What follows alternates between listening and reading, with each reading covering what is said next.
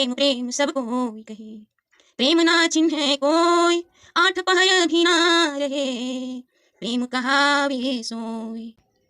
श्रमपाद के जब हृदय परिशुद्ध हो जाता है तब उसमें प्रेम की बीज पैदा होता है। आप जानते हैं कि प्रेम के वश होकर ही भगवान श्री कृष्ण अर्जुन के सारथी बने, क्योंकि प्रेम के कारण अपनी गरिमा अपनी प्रतिष्ठा का भी ध्यान नहीं रखता। परम पूज्य परम भागवत पंडित जी महाराज कहा करते थे कि ईश्वर यदि केवल सुंदर होता तो शायद कोई उनके दर्शन के लिए बहुत अधिक ललायित नहीं होता। चूंकि ईश्वर तो प्रेम का स्वरूप है, इसलिए उस विशुद्ध प्रेम के आकर्षण में सब उसकी ओर खींचे चले जाते हैं। आप माँ मीरा के जन्म को देखें कि वो कैसे प्रेम दीवानी हो गई। एक महात्मा उनके महल में आए और वहां उन्होंने भगवान श्री कृष्ण की मूर्ति निकालकर पूजा की। गिरधर की उस मूर्ति को देखकर मीरा के हृदय में प्रभु प्रेम का प्रादुर्भाव हुआ। महात्मा ने छोटी बालिका जानकर पूछा कि तुम्हें क्या चाहिए? फिर क्या था? तुम 7 दिनों से केवल मुझे ही कहो क्या चाहती हो? मीरा ने कहा, मैं केवल आपको चाहती हूँ। माँ मीरा को श्री हरि का यह दर्शन था, प्रथम दर्शन था। उधर महात्मा जी को भी आकाशवाणी द्वारा आदेश दिया कि मूर्ति मीरा को दे दिया जाए। मीरा कृष्ण के प्रेम में दीवानी हो गई। आपने अनेक भजन पढ़े हैं, उनके प्रेम का भाव कितना ऊंचा था यह शब्दों में कहा नहीं जा सकता। साधु जनों के संग प्रेमावेश में नाच नाच कर भजन गाना परिवार जनों को नहीं भाया। राणा ने देखा, विष का प्याला राणा जी ने भेजा, पीवत मीरा हासी रे, मीरा के प्रभु गिरधर नागर, सहज मिले अविनाशी रे। प्रेम दीवानी मीरा ने घर का त्याग कर वृंदावन जाने का निर्णय लिया। वहां कुछ समय रहकर वह द्वारिका गई। राणा जी ने तब भी उनको वापस लाने का प्रयास छोड़ा नहीं। अंत में कुछ लोगों को यह आदेश देकर द्वारिका भेजा कि मीरा को हर हाल में वापस लाओ। इस बार माँ मीरा ने उन लोगों से कहा कि मैं अपने गिरधर से आज्ञा लेकर आती हूँ। प्रमाण मिल गया कि माँ मीरा श्री कृष्ण में समा गई और उन्हें जीवन का श्रेयस प्राप्त हो गया। यह सब मीरा को प्रेम के कारण प्राप्त हो सका। माँ मीरा बस यही तो कहती रही कि मेरो तो गिरधर गोपाल दूसरो न कोई। प्रेम रस वो है जो चढ़ जाए तो उतरता नहीं।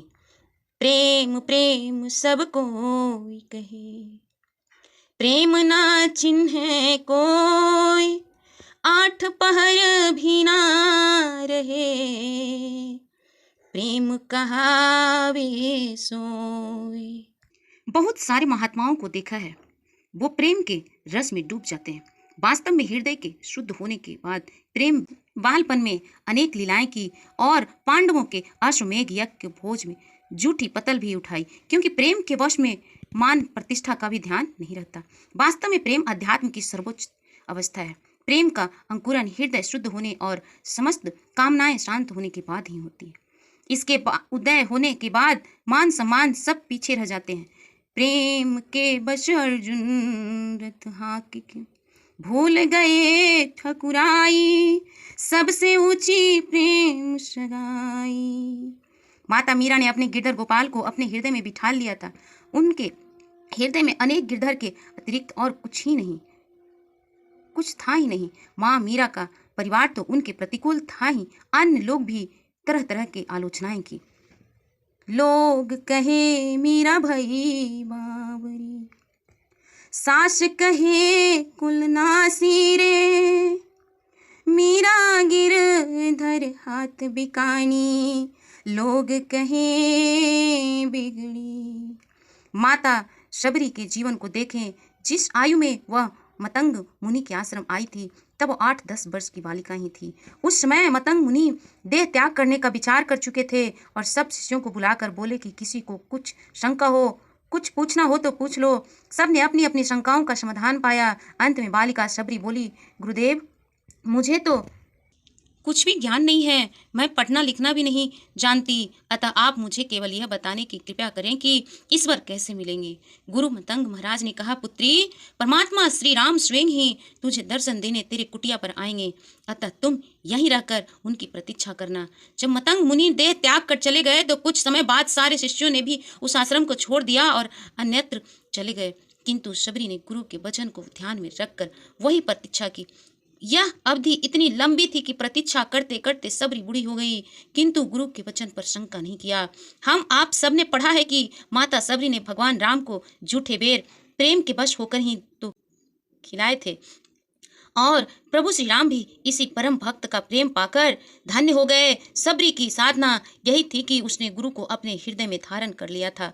इसी तरह दक्षिण में एक महान विद्वान ब्राह्मण हुए जिन्हें वेदों उपनिषदों का पूर्ण ज्ञान था। उन्होंने इसको भी भली प्रकार समझ लिया था कि पुस्तकीय ज्ञान आत्मज्ञान नहीं है और केवल इस ज्ञान से प्राप्त नहीं होती। अतः उन्होंने संत की शरण जाने का निर्णय लिया। उस समय एक गृहस्थ संत उन्हीं के गांव में निवास करते थे जो टोकरी और सुपा बनाने वाली जाति के थे और वही काम भी किया करते थे। एक दिन विद्वान ब्राह्मण प्रातः काल ही उनके निवास पर गए। उन्होंने देखते ही वे संत दौड़े आए और बोले, महाराज आपने क्यों आने का कष्ट किया? मुझे बुला लेते तो मैं स्वयं आपकी सेवा में आ जाता। किंतु विद्वान ब्राह्मण बोले, आज मैं जिस काम से आपके पास आया हूँ उस काम के लिए मैं आपको बुला नहीं सकता।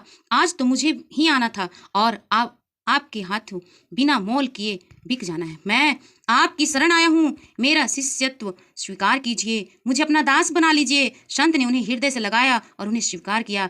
परिवार और सारा समाज उनके विपरीत हो गया कि आप इतने विद्वान होकर भी एक अत्यंत छोटी जाति के व्यक्ति को गुरु बना लिया। किंतु आप तनिक भी विचलित नहीं हुए और उनकी शरण में रहकर पूर्ण हुए। हमें भी यही करना होगा। हमें अपने ईश्वर अपने गुरु को हृदय में बिठालना होगा। वास्तव में साधना का ध्येय यही है कि हम भी प्रेम को सर्वोच्च अवस्था में पहुंचाएं, वे जहां साधना की पूर्णता है। मैं आपका शिष्य हूँ और आप मेरे गुरु हैं। केवल इतना कहने मात्र से काम नहीं चलेगा। गुरु के हाथों बिना मोल बिक जाना होगा। हम आप सब ने परम पूज्य परम भागवत पंडित जी महाराज का जीवन देखा। उन्होंने इस काल में शिष्यत्व कैसे हो यह कहकर नहीं बल्कि करके दिखाया। वे घर परिवार समाज के काम भी बिना गुरु से पूछे नहीं करते थे। उनका जीवन ही गुरुमय था। परम समर्थ गुरु महाराज उन्हें साधना की सर्वोच्च अवस्था के पार ले गए और इस ईश्वरत्व प्रदान किया। गुरु महाराज की साधना हमें उसी अवस्था में पहुंचाती है, लेकिन साधना की सर्वोच्च अवस्था अर्थात प्रेम की अवस्था और ईश्वरत्व प्राप्ति हेतु हमें भी प्रयास करना होता है। सर्वप्रथम यही है कि उनकी आज्ञा का पालन करें। उन्होंने कोई कठिन कार्य के लिए नहीं कहा। उन्होंने तो बस इतना ही कहा कि तुम मेरे समझ बैठ जाओ। तुम 23 घंटे संसार का कार्य करो, किंतु 30 मिनट सुबह और 30 मिनट शाम मेरे समझ बैठ जाओ। किंतु इतने समय तुम संसार को भूल जाओ। परम भागवत पंडित जी महाराज अक्सर कहा करते थे कि गुरु से मिलना और बात है, किंतु गुरु में मिलना अलग बात है। गुरु महाराज की यह साधना गुरु से नहीं बल्कि गुरु से मिलने की साधना है। गुरु महाराज से प्रार्थना है कि हम आप सब पर कृपा करें, जिससे हम भी उनके सम्मुख हो सके और इसी जीवन में हम भी सरलता और प्रेम भर जाए, जीवन का श्रेयस प्राप्त हो जाए। ओम शांति शांति शांति।